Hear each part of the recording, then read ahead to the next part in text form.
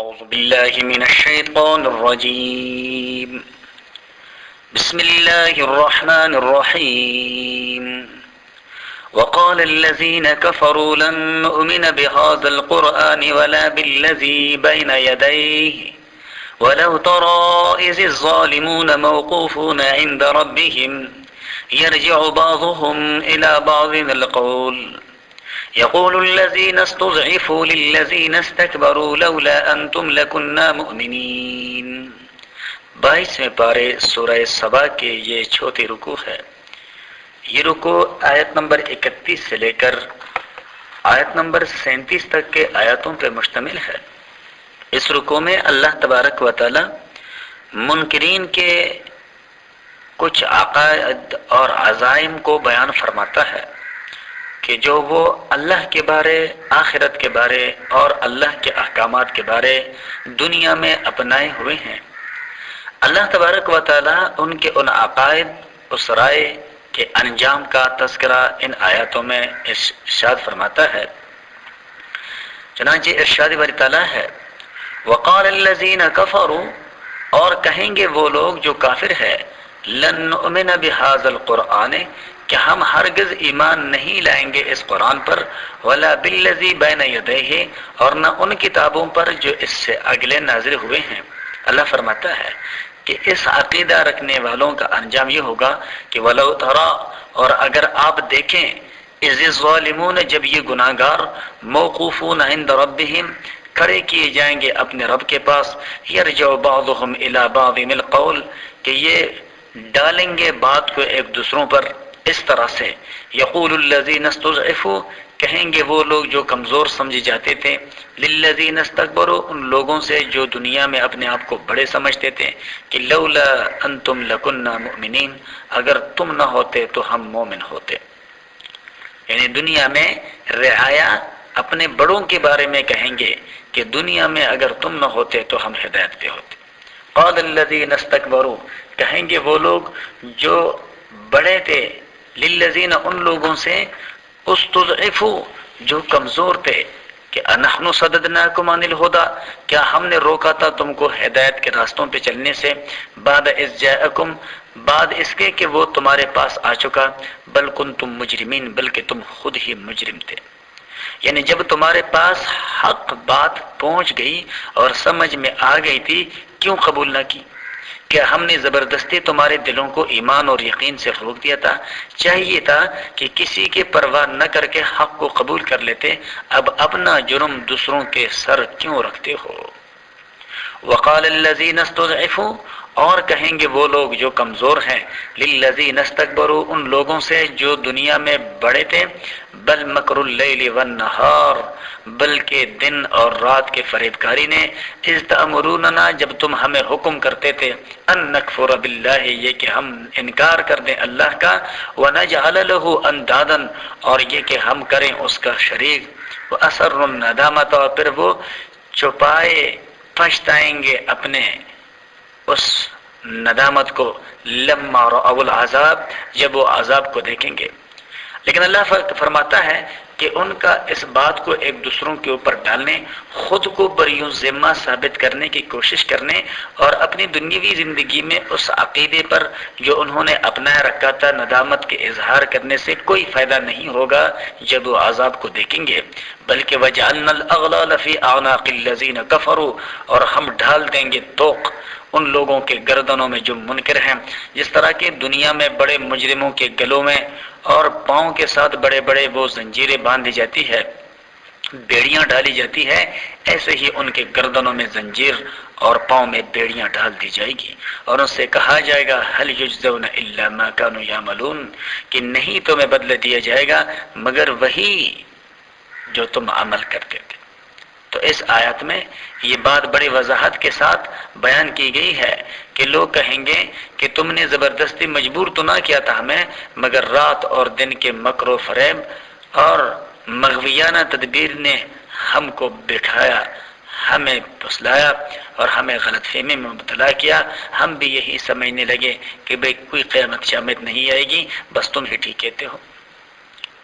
وما ارسلنا فی قریۃ من نذیر، اور نہیں بھیجا ہم نے کسی بھی بستی میں کوئی ڈرانے والا الا قال مترفوها مگر وہ کہا وہاں کے اسودہ حال لوگوں نے انا بما ارسلتم به کافرون کہ بے شک ہم اس کا جس کے ذریعے تمہیں بھیجا گیا ہے اس کا انکار کرتے ہیں. وقالوا نحن اکثر اموالا واولادا اور ایسے متکبرین جو دنیا میں رہیں انہوں نے کہا کہ ہم بڑھ کر ہے تم سے مال میں بھی اور اولاد میں بھی. وما نحن بمعذبین اور ہم پر کوئی آفت نہیں آئے گی، ہمیں کوئی عذاب نہیں دیا جائے گا. حضور نبی کریم صلی اللہ علیہ وسلم کو تسلی دی جا رہی ہے کہ آپ رؤسائے مکہ کے انحراف اور سرکشی سے مغموم نہ ہو. ہر زمانے میں پیغمبروں کا مقابلہ ایسے ہی بدبخت رئیسوں نے کیا ہے. دولت اور ثروت کا نشہ اور اقتدار طلبی کا جذبہ جب آدمی کے دل میں اتر جائے تو وہ آدمی کو بہرا، اندھا اور گونگا بنا لیتا ہے، اور کسی کے سامنے گردن جھکانا اور چھوٹے آدمیوں کو اپنے برابر بٹھانا اور ان کے باتوں پر غور و فکر کرنا وہ اپنا توہین جاننا شروع کر لیتے ہیں. اللہ تبارک و تعالیٰ کا ارشاد ہے کہ ایسے لوگ ہر زمانے میں ہوئے ہیں، اور پھر ساتھ ساتھ وہ اپنے آپ کو سب سے دانا کہتے ہیں، سب سے عقل مند کہتے ہیں، اس لیے کہ وہ کہتے ہیں جی کہ ہمارا کنبہ بھی بڑا ہے، ہمارا اولاد بھی زیادہ ہے، جو ہمارے عقل مندی کی دلیل ہے. حالانکہ مال کا کثرت، کنبے کا بڑا ہونا یہ انسان کے اپنے عقل مندی بھی نہیں بلکہ یہ تو اللہ تبارک و تعالیٰ کے دین پہ منحصر ہے. اللہ چاہے تو کم عقل کو بڑے مقدار میں پیسہ دے دیتا ہے جس کو خرچ کرنا بھی نہیں آتا، اور کمزوروں کو بہت بڑا کنبہ دے دیتا ہے جس کے رزق روٹی کا بھی وہ بندوبست تک نہیں کر سکتے. اور اگر اللہ چاہے کسی کو اولاد دے دیتے ہیں، مال نہیں دیتا، مال بہت زیادہ دے دیتے ہیں، اولاد نہیں دیتا. تو یہ اللہ تبارک و تعالیٰ کے ثوابدید پہ ہے، اس میں انسان کا کوئی عمل دخل نہیں ہے. قل کہہ دیجئے ان ربی یبسط الرزق بے شک میرا رب کھول کے دیتا ہے رزق لمن یشاء اور جس کو چاہے، ویقدر اور جس کا رزق وہ چاہتا ہے وہ محدود کرتا ہے، کم کرتا ہے. ولکن اکثر الناس لا یعلمون لیکن بہت سے لوگ اللہ کے اس حکمت پر مبنی معاملات کو نہیں جانتے. وآخر دعوانا ان الحمد للہ رب العالمین. اعوذ باللہ من الشیطان الرجیم. بسم اللہ الرحمن الرحیم. وما اموالكم ولا اولادكم بالتي تقربكم عندنا زلفى الا من آمن وعمل صالحا فأولئك لهم جزاء الضعف بما عملوا وهم في الغرفات آمنون. 22ویں پارے سورہ سبا کے یہ 5 رکوع ہے.